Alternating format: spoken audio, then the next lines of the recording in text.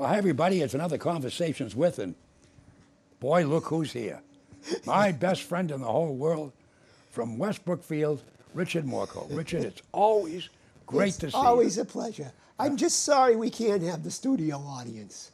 Well, maybe someday. Maybe next month. Yeah, well, but this COVID-19 is ruining everything. You know, we're 4.5 feet apart, miles apart. Yeah, well, I can hardly see it. Yeah, I know. I'm going to have my cataracts done again. But no, it's great. It's great, and we have so much to talk about. You know, we got COVID-19, but I have to tell you, I want to show you something. I got a letter. Finally. I got a letter.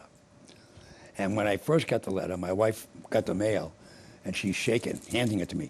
It's from the Department of Treasury, Internal Revenue. Don't tell me they're going to audit us again. I said, uh-oh. Finally, anyway, they caught you. Mail first class. By the way, I didn't know Internal Revenue was in Austin, Texas. But that's where this letter came from. Austin, Texas. Well, that's a cool town. And by the way, I open the letter, and the first thing I see is the White House. Oh, boy, I'm in. The White House. Whoa, what did Washington. The only thing it lacks was a picture, but I got the White House stationery, official. And there it is, signed by the President of the United States, telling me that he got me some money because of COVID-19. And it even says, just in case you didn't know, it says President Donald Trump. So I got the letter. And I got to tell you, and I'm not only that, but I'm a fellow. My fellow American. So I'm a fellow of the president's, which even makes it more exciting. Ladies and gentlemen. Now, what I want to know is, can you imagine, first class, can you imagine how much this has cost the United States government to send every donkey in America who is a fellow American a letter from President Donald Trump on the White House stationery, what that's going to cost? At what, 51 cents now to mail a first-class letter? My good man. It didn't really cost anything with the way we spend money. That cost isn't it. It's civically, yeah, it's a little, it leaves something to be desired. I agree with Richard, you. That's fine to say. But when we have kids who haven't eaten today, and we get people who haven't got a place to sleep, and veterans who are dying on the street, we could have fed somebody with the money we paid on that thing. We could have taken care of somebody. They could print up the money to feed them. You're right. Okay. And they don't. And they don't. But you could, you know, that's. But I just thought this was. I wanted to bring this up because I am so honored to have gotten that. You know what's unjust about that? You know what the injustice is? You know what the true injustice of that is? I didn't get one. Well, but I got one. You got one, and you're complaining. Well, I'm not complaining. I'm showing everybody. Look at this letter from the White House. Yeah, it's the White House. It's a house that's white, and it's in Washington, D.C. And it's printed on the other side in a foreign language. He mailed it from Austin. Oh, wait a minute. A foreign language? Yeah, on the other side. I can't read it. Oh, it's twice. You get an English on this side. Right. And then a foreign language on that side. Aren't you lucky? Because he's contributing to your education. Because now you have some Spanish to learn. And if you go to one side and take a sentence and then turn it around, you'll translate that. I can learn. And I never thought of that. Yeah, you know what? I got a Spanish lesson. Stop. Be glad. I got a Spanish lesson. You are ungrateful. I have to say, that president is thinking about And I didn't get one. I'm the one who's upset. Well, you ought to be. And I am. Well, I mean, And President Trump, if you see this, consider this a challenge to a duel. well, I got to tell you. I am insulted. But I thought that. Now, I want to mention another thing. I don't know. I drove by the other day in Charlton, and we have Overlook, which is a huge complex where they have rehabs and they have assisted living and they have. Have you ever been there? Oh yes. Yeah, Just I've want been to there. make sure. I called it overdone. I was there about 5 weeks and I was overdone. Oh yeah, I remember that. But anyway, I want to. Everybody goes. Ever been to a Chinese restaurant? Absolutely never. Okay. Well, most people who do go I've been. look forward to getting a fortune cookie. Right. Well, I got one, and this is, I brought it today. No act of kindness, however small, is ever wasted. So, not wasted. The thing speaks for itself. That's right, not wasted. Now, the other reason I want to bring it up is right across from Overlook's main driveway, where you come in and out, there's a big house. And the gentleman who lives there, I don't know his name, but I want to mention it, had a sign that he erected on his front lawn. And it says, "Thank you to all the caregivers." And I just thought that was, wow. I went, whoa, when I saw that sign coming up a couple of weeks ago. And I wanted to mention it. Don't know who the gentleman is, but anybody in Charlton, if you're driving around, right across from the main entrance to Overlook, look at his front lawn. What a nice gesture. And that's a little act of kindness. It is, and that it does not You know, go. because I happen to know because I've been there, and there's some wonderful nurses, CNAs who really care, who take care of you, help you, guide you, and they're just incredibly dedicated people, and especially now that we're in this coronavirus, situation. It's a different challenge for them, It is. It is a very difficult. By the way, I every once in a while I watch The View with the ladies there. And I was watching the other day, and there was a great picture, and I didn't even know the background. There was a nurse who had a mask on, and she was in her blues, her scrubs, and in Michigan.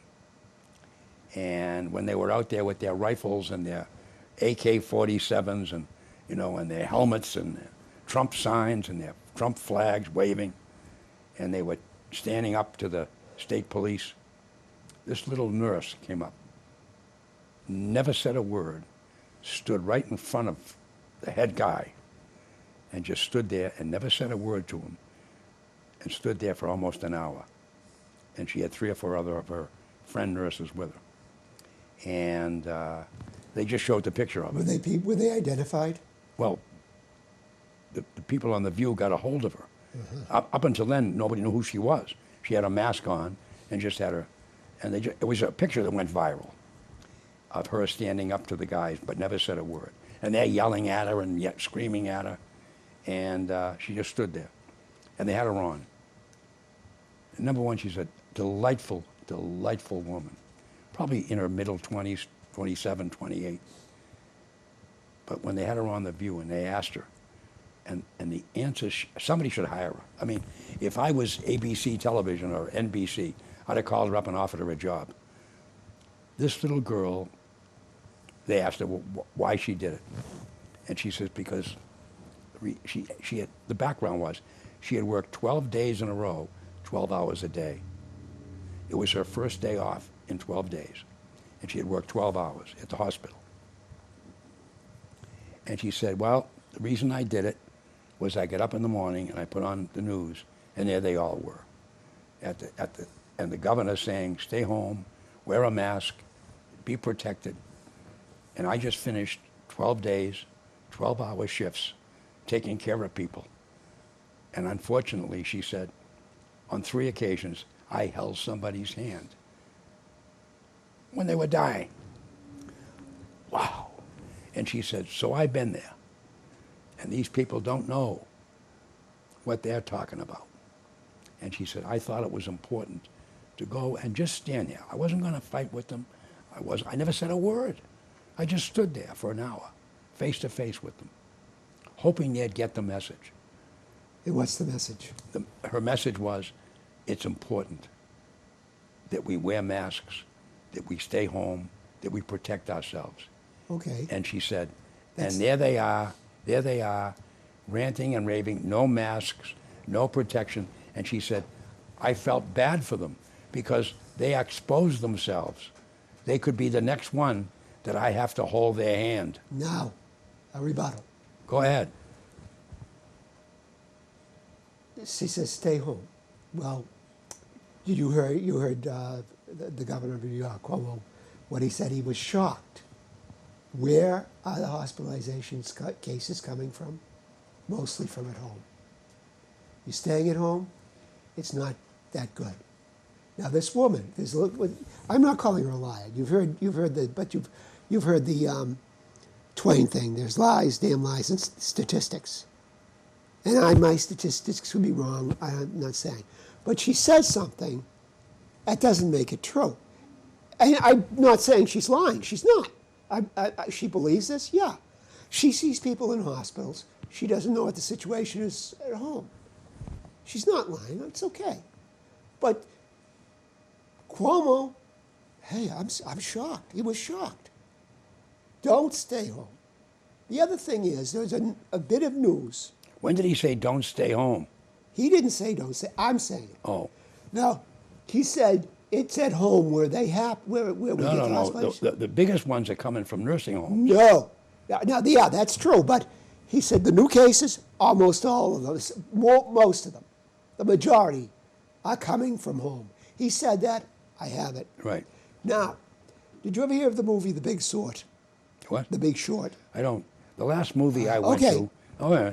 The last movie I went to the premiere of Gone with the Wind. Okay. That was the last one I went and to. you were invited to that. And quite frankly, Charlotte, You don't give it to him. Well, anyway, there's a line in the Yeah. guy says, for every increase in the unemployment rate in this country, there are 40,000 deaths. Now, do you hear Barry Bluestone? He's an economist from Massachusetts. He's at UMass. He wrote, it's the true statistic is 37,000 people die for every 1% increase in the unemployment rate. Now, if that's true, then there are going to be 370,000 deaths, whether we open the thing or not. So to avoid those deaths, we shouldn't have closed down anything. We should never have closed that, if that is true. Usually, do you believe that? Do I believe that? We shouldn't have closed anything down? I'm not saying I do. I'm saying if then. Everything I ever say is an if then. If X is true, or as Plato said, if he who says A must say B. So if A is true, you then have to go on to B. And those people in Michigan who are out there, I think they're fighting despair. And nobody takes that into consideration because they aren't the cool people with the like Charlie Baker with a good job at a good wage, as your friend Mr. Dukakis used to say. They're not the ones riding high. They're not at the school, at the universities and their little think tanks and stuff, still going strong. Those are people facing an existential situation. And I'm sure they're pretty damn scared. And why aren't you having the compassion for them instead of the little lady who's cute? Because I'm telling you something. Because I think it's an affront when you show up in force with 25 or 30 or 40 of them with AK-47s over your shoulder. AK-47s. What were those rifles then? You can't sell an AK-47 in this country. You can sell a civilian, you can buy a civilian AR-15, but you cannot buy AR-15s then. A gun slung over their shoulder. Yeah, but people, but Let me finish. Dick, let me finish. Here was my fear. There was 20 state troopers lined up in front of the governor's office. They come down the hall, a phalanx of them, 30, 40, 50 of them, with one guy up front. And he's mouthing off, rah, rah, rah, rah. And the troopers are lined up. And here was my fear. All that would take is one Yahoo in the 5th row to go, just to fire a bullet up in the air, to wake them up. And you would have a bloodbath on your hands. Why didn't that happen? It didn't happen, thank God. Why didn't it happen? But it could. It wasn't an act of God. Maybe these people are responsible. Why don't you give them some credit? What's the credit what credit could I give them? They didn't do that. That they didn't do paraded what to the governor's office? They didn't do what you said they probably would have done. I didn't say they would have. You I said said all probably it would have taken is one Yahoo to fire it, even a blank, okay? And we'd have had everybody going. And that was my fear, all right, as a citizen watching it. I agree with Because you. I've been there and I've watched, hey, I've told you the story. I've been at town meetings as moderator. And I used to call him Loudmouth Charlie in the 18th row. He'd stand up, had no idea what he was talking about, because it's always the misinformed and the inarticulate who make all the noise. I agree with you. Stands up and yells, and I've seen great legislation go down the tubes, and I've seen lousy legislation pass because of Loudmouth Charlie in the 18th row. Blah, blah, blah. I agree with you, but I also see this as a point of despair of people. And it's a point of people who are not as sophisticated. Well, what were they trying to as you. prove? That they got a gun? No, they were calling for opening up of the state. Now, some With of them, the threat of a rifle. They could have done that without rifles. you know what? It probably wouldn't get as much coverage. And I think they shouldn't carry the rifles there. But why don't you have compassion for those people, but you do have it for the cute little chick? Because I think she stood up to them and said, hey, without saying a word, where were you when we needed you? Okay.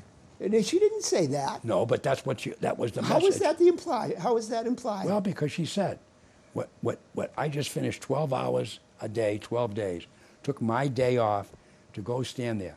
All I was trying to do was get them to understand that there's a reality to this thing, that it's real. It isn't make-believe. It's not a hoax like we were told it was by you-know-who. It's not. And Fauci said it. Fauci said it wasn't real. It's not the Democrats who got blamed. It wasn't a Democratic plan. It was a real situation. It was a Democratic plan. The president. He did not. Oh, he blamed the Democrats. He blames the Democrats, but he didn't say it was a Democratic plan. Well, he blamed. All right, the Democrats are at fault. They're the ones who did this. He No, never they said didn't. that. Yes, he did. I'd like to know that instance. Right off the bat, January, go back and look. Blame the Democrats. I'd like to see he it. blamed the Democrats for this, but it doesn't matter. The point I'm making is that they never took it. He never took it seriously from the beginning. He shut down China. People coming from China. Nobody wanted him to do it. They called him a racist for doing it. When did he do it? From the beginning. When? Beginning? No. He didn't do that till almost February. No, he did. He did it in January. 28th. 28th. And everybody got down on him for doing it. Who And did? then I when he thought did it, they said he Who didn't did? do it early. I And thought he now was everybody's right. saying they didn't do it early. I thought he was 100% right. He just should have done it in December when they broke it over in Wuhan that they were all dying over there of coronavirus. He waited for a month and a half to do it. I'd like to get the exact date because I don't know what it is. It was in January. It was in January, but what date? What day? End of January. I don't know. What date? 27th, 28th. How do you know? Because I'm trying to remember. I'm trying to remember my name, but And if I you're can't, not doing that good. and if I can't remember, I make All it right, up. you know what? I had a better fortune cookie than you've ever had. What's that? I got it at a dinner up in Amherst. It said, this isn't a fortune, but it says, in a perfect world, men would ride side saddle. Now, deny the logic of that. Deny the logic of that. Well, I'm allergic to horses, so I couldn't ride anyway. And I don't have cowboy boots. I wear topsiders, so I'm in trouble. I'm telling you. Okay. But I got to be honest. You're not coming to my polo team. This girl was so beautiful. She gave great answers. She was classy. You know, She they was weren't going to classy. send a frump out. You got to admit that. They weren't going to, come on. And you don't even know if she was a nurse. You don't even know if she was on duty 12 hours a day. You know what I know? She didn't lie. How do you know she didn't lie? Because I believe her. All right, that's it. I give up. You win. And that solves it. Oh, yeah, okay. I mean, first of all. What guy doesn't believe hold a on. beautiful woman? Hold on. Here's what I do know. Around her neck, she had her badge, and it said RN. And you can't get one of those unless you are. It doesn't mean running nose. How do you know it isn't a fake badge? Well, it could have been. Yeah, you know. Could have been fake scrubs. Could have been a phony mask. They were not going to send a front boat. Because they know the Dick Vaughns of the world, and probably the Richard Morchoes of the world, never disbelieve a beautiful woman. No, but I'm telling you, this little girl answered with such dignity and class. And they were hammering her, the girls on The View, and asking her, really good questions. And she said, look, she says, why? They asked her, why did you do it?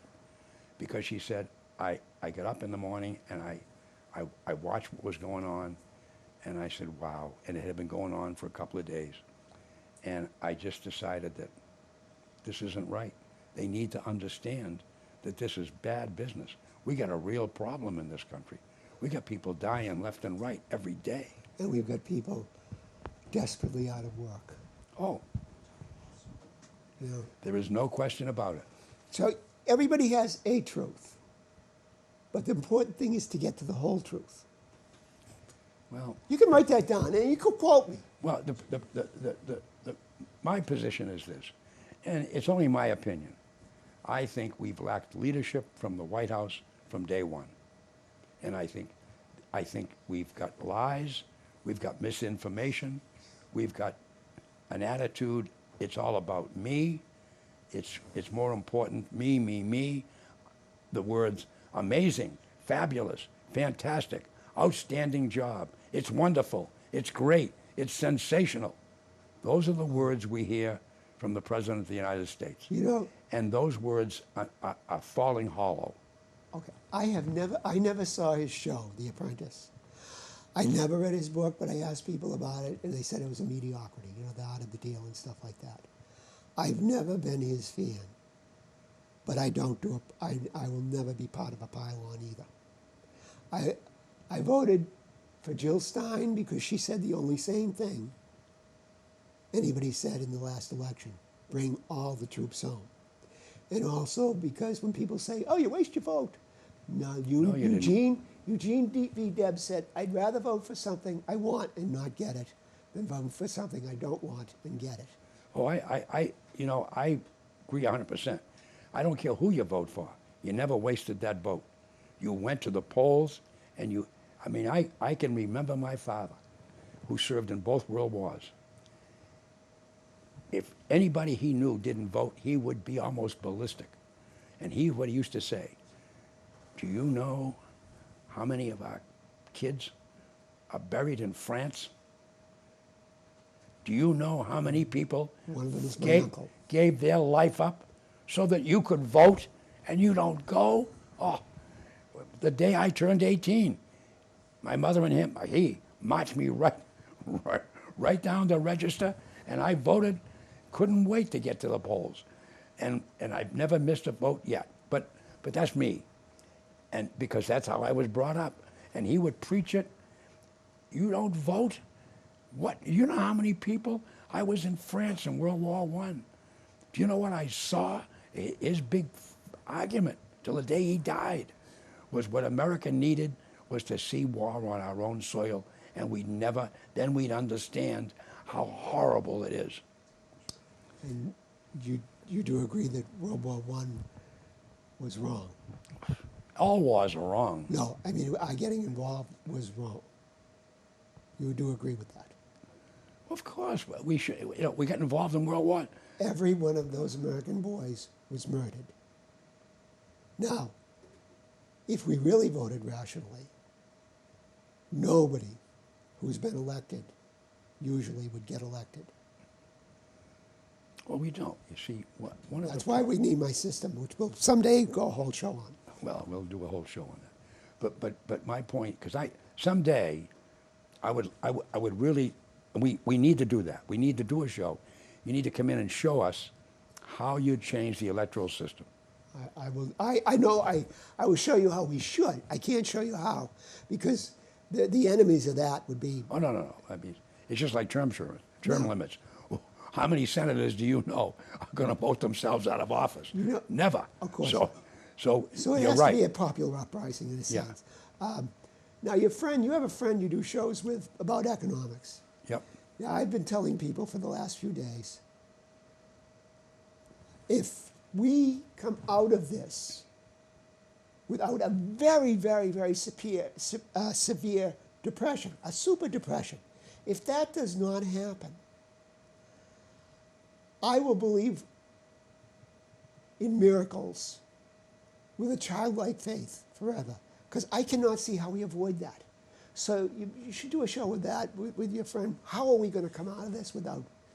Well, what he does is he has a set of, I'm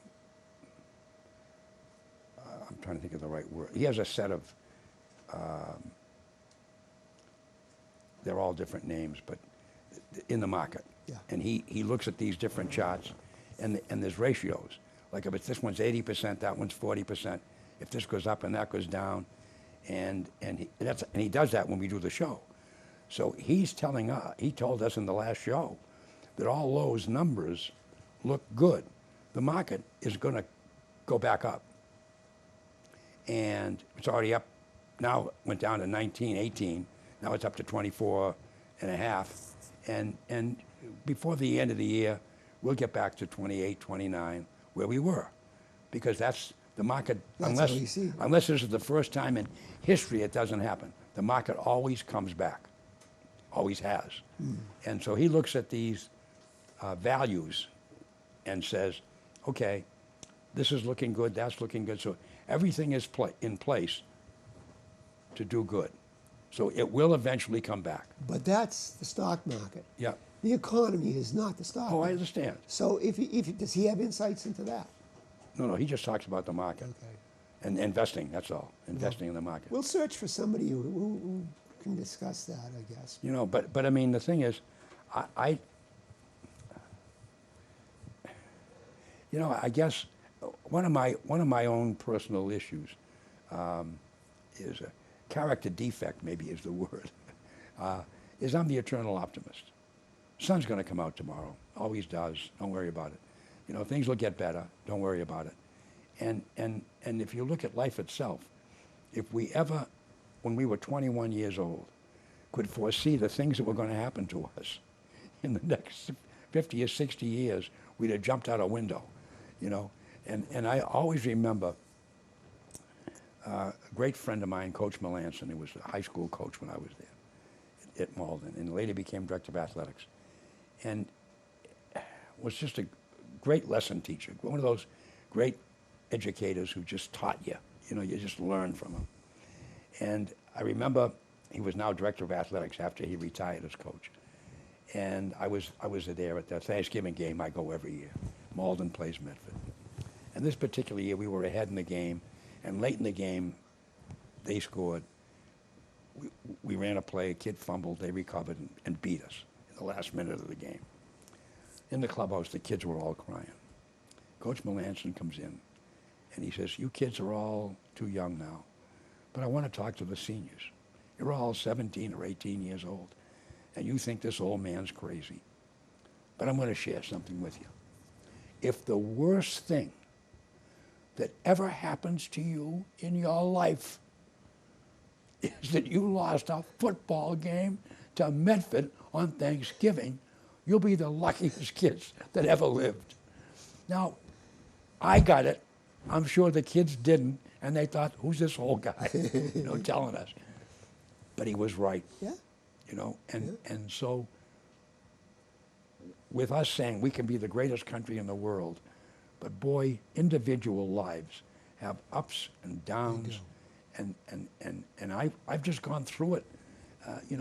I had a charmed life, and in the last 3 years, I'm convinced that the older you get, the more things can go wrong with you. Every time I turn around. Well, the human being is, as they say in physics, a closed system. And over time, closed systems deteriorate. Oh yeah. Yeah, Oh so- yeah. It's like an automobile. Yeah. Like the doctor said to me, "Dick, you have a car that's 80. You're 84. You had a car 84 years. How many times would you put tires on it Yeah. and a new battery Yeah. and retune it and have the brakes changed, you know? And he was right.